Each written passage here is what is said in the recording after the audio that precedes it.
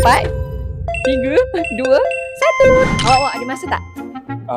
Kenapa Kita nak buat challenge, nak join tak? Challenge apa? Kita nak buat challenge sapu laju je. Awak boleh beli apa-apa dalam masa 1 minit. 99 laju nak belanja. Nak join? Serius lah. Serius nak? Okey, jom. Okay, dalam kiraan 3, 2, 1. Boleh ambil apa-apa je. 35 saat. 99 laju belanja. 20 saat. Laju lagi bang. 4, 3, 2, 1. Tamat. Abang masih kerja ke study? Kerja. So yang ni semua nak belanja untuk rumah ke macam mana? Mungkin letak kat office kot. Happy tak? Of course lah happy, orang belanja kan. So rasanya yang ni worth it tak untuk apa yang kita spend hari ni? Worth it sangat lah orang belanja kan. Ambil je lah. Tapi saya rasa macam tak cukup lah. 99 laju nak payung lagi nak tak?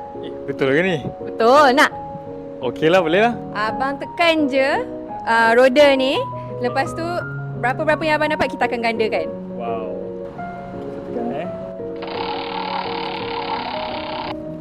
5 kali ganda. Wow. So kita nak bagi 500 untuk abang. 1, 2, 3, 4, 500. Wah, betul lah ni. Betul? Thank you 99 laju. Weh, nak join sapu laju ke?